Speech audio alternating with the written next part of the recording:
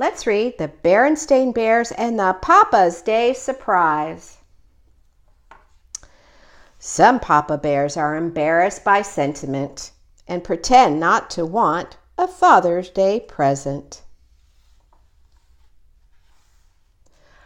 Papa Bear is a bear of many opinions. He has opinions about all sorts of things. He has an opinion about the best way to fell trees. Timber! He has an opinion about predicting the weather. The best way to predict the weather is by observing the length of the woolly bear caterpillar's coat. He has an opinion about the best kind of honey. No question about it. Wild, wild honey is the best. And though in his opinion Mother's Day is fine and proper holiday and a worthy tribute to the institution of motherhood, he didn't think much of Father's Day. Let's just skip Father's Day this year. It's just a scheme to get folks down to the mall to buy lots of gifts, not to mention a bunch of icky, sticky Father's Day cards. That's fine with us, said Mama. It's a busy time for me with the quilting bee coming up. And with the school year ending, the cubs are going to be pretty busy too. Then it's agreed, said Papa. We are not going to make a fuss about Father's Day. A few days later, Papa was fixing a creaky front step. Mama was working on her tulip bed and baby honey bear was playing on the grass. Above their heads, a pair of robins was hard at work building a nest.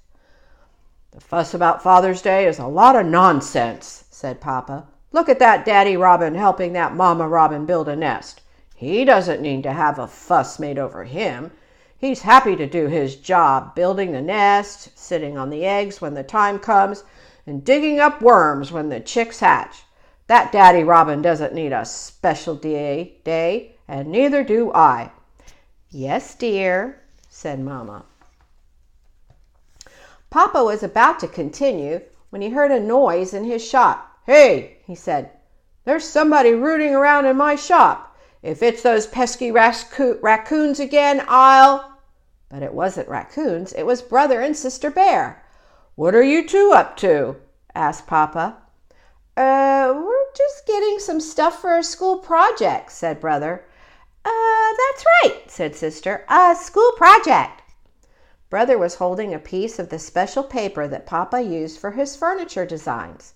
Sister was holding a roll of the paper Papa put down when he was painting. Okay, said Papa, just so it's not something to do with Father's Day. Is that clear? Very clear, said the cubs. But as Father's Day drew closer, talk about it was very much in the air, and on the air as well. On the radio. And now, with Father's Day approaching, a word of tribute to all you dads out there. On television, don't forget Father's Day. At the mall, Father's Day shirt special, ties for Dad, sweaters for Dad. And just about everywhere else. Just as the drip, drip, drip of water can wear away solid rock, the constant talk about Father's Day began to wear away Papa's opinion about Father's Day. A couple of days before Father's Day, Mama and Papa were in the living room. Mama was putting the finishing touches on a quilt. You know, said Papa, I think maybe I'm being a little selfish about Father's Day. It's a lot of nonsense, of course, but cubs are cubs, and if they want to make a little fuss about it...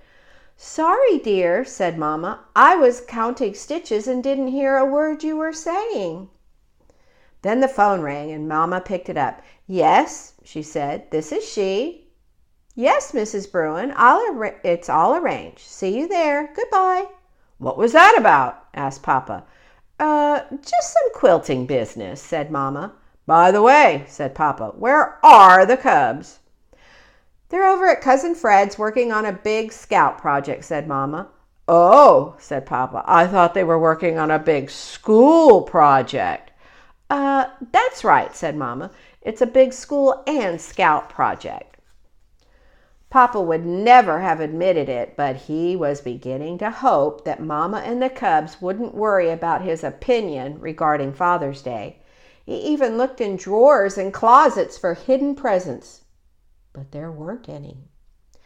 Now it was the day before Father's Day. Papa was on his way to his shop when he noticed the Daddy Robin. Mama Robin had laid the eggs and the Daddy was sitting on them. "Mr. Robin," said Papa, "I think Mama and the cubs are up to something, and I think I know what it is. It's Father's Day. They're going to surprise me." Mr. Robin didn't say anything. He just sat there. Papa knew what Mom and the cubs were doing. They were pretending to skip Father's Day. Well, two could play at that game.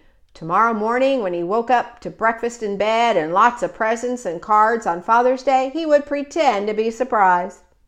But the next morning, he didn't have to pretend. He really was surprised. There was no breakfast in bed.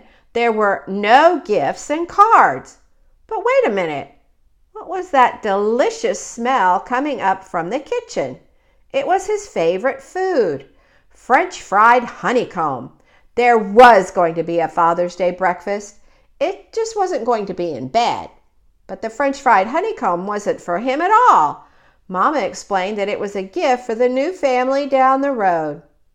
Papa went out and sat on the front steps. The Daddy Robin flew by. He was carrying a worm to his newly hatched chicks.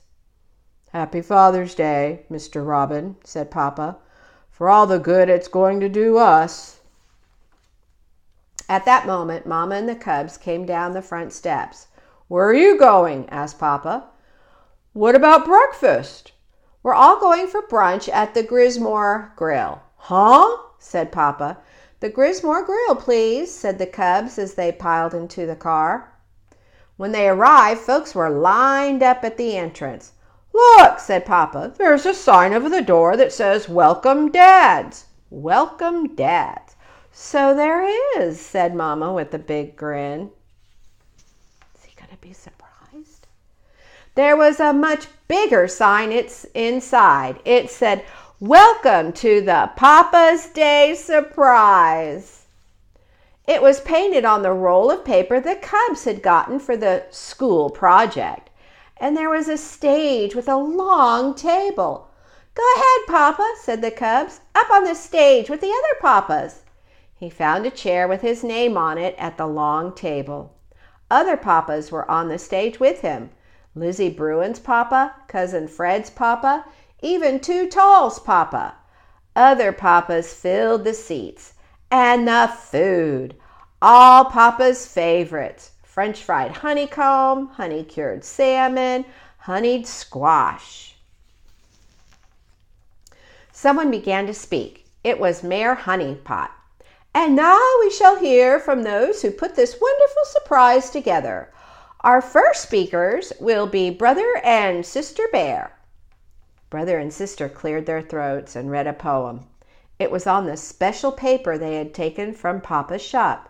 "To the best Papa Bear in the whole wide world, you are big and strong and true, and no matter what we do, we know we can depend on you. You cheer us on when we are glad, you cheer us up when we are sad. You are always there for us to help, advise, and care for us. Happy Father's Day!" Papa looked out over the audience, but he could hardly see. His eyes were misty and he had a lump in his throat as big as a cantaloupe. After Brother and Sister read their poem, it was Lizzie Bruin's turn to say something about her dad. After Lizzie came Cousin Fred.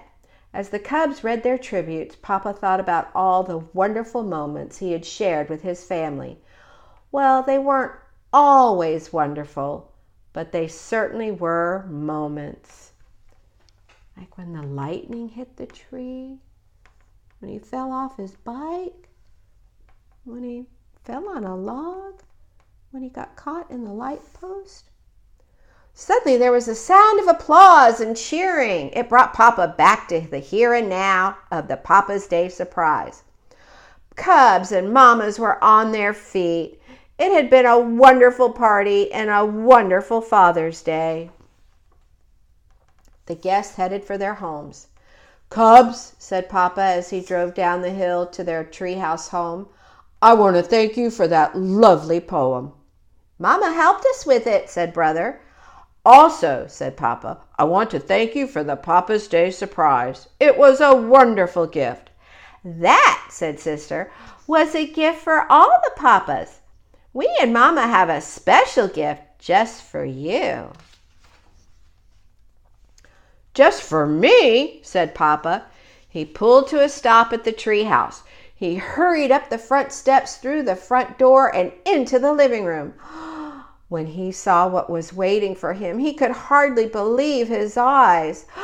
"A bear calounger!" he cried. "Just what I've always wanted." It was a special chair that you could adjust up and down.